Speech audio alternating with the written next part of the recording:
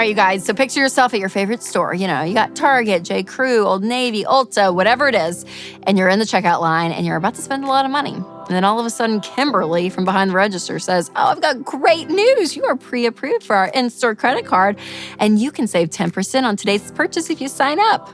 Wrong, Kimberly. Come on, Kim. That's not great news. First of all, 10% is just taking away the tax, which you probably weren't even factoring in anyways.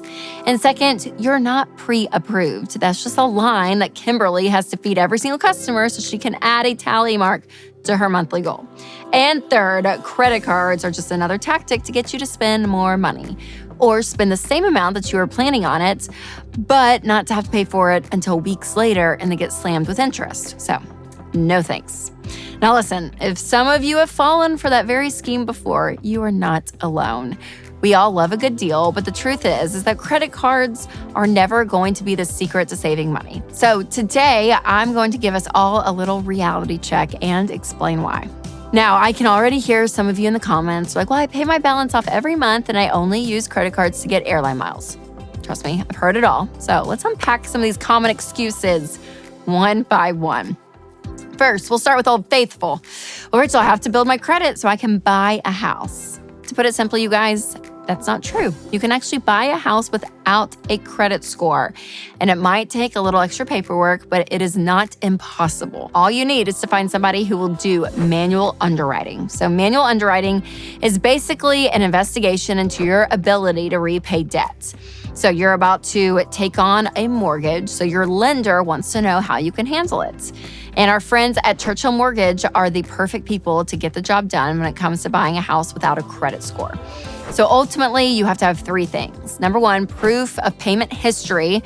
So bring in at least 4 regular monthly payments that you have to make. So that could be daycare tuition, utilities, other bills you may have, insurance premiums, cell phones, whatever it is.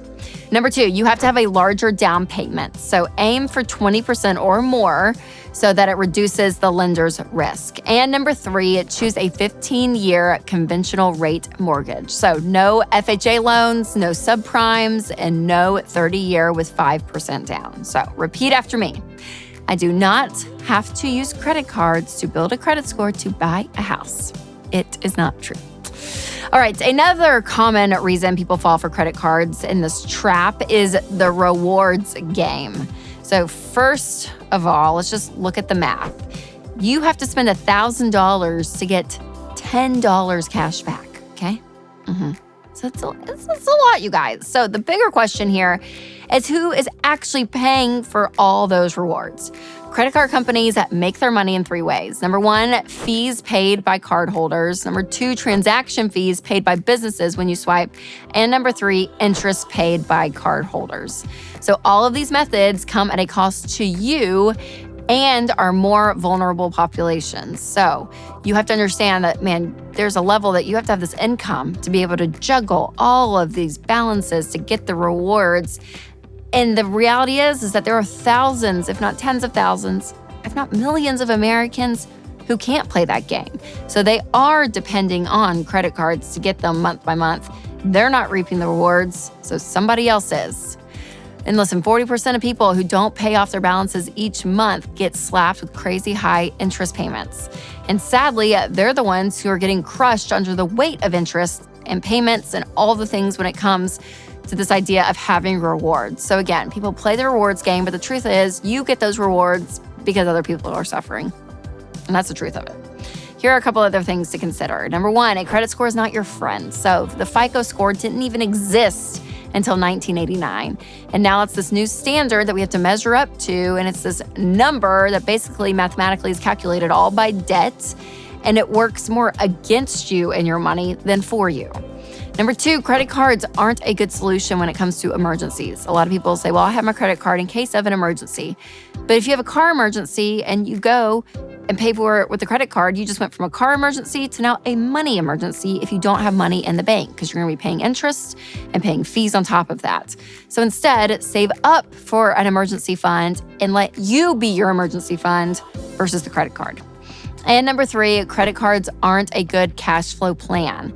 So listen, have a monthly budget, have your actual money leave your account when you pay for something. So you're not left guessing, okay, how much do we owe? Or if there's enough in the bank to cover everything.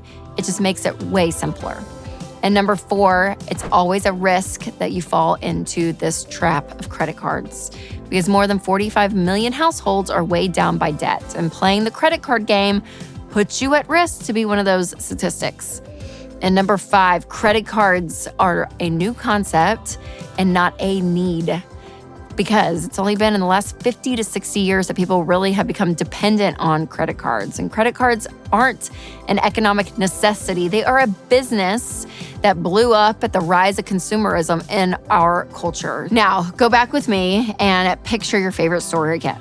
What if it's time that you're at the checkout and you feel 100% confident in your ability to be able to pay right then and there?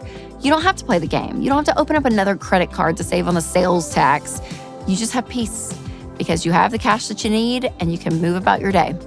And if this sounds like a far-fetched dream, can I just tell you, it is possible. And if you are somebody that doesn't know where to start, I would highly suggest that you take Financial Peace University. FPU is one of our best courses that we have. It's 9 weeks, 9 lessons that you go through, and you learn all of the basics when it comes to money, everything from budgeting to insurance to getting out of debt. So if you need some education when it comes to money, Financial Peace University is your best bet. So I will leave a link below so you can try it out today. So remember, you guys, to take control of your money and create a life you love.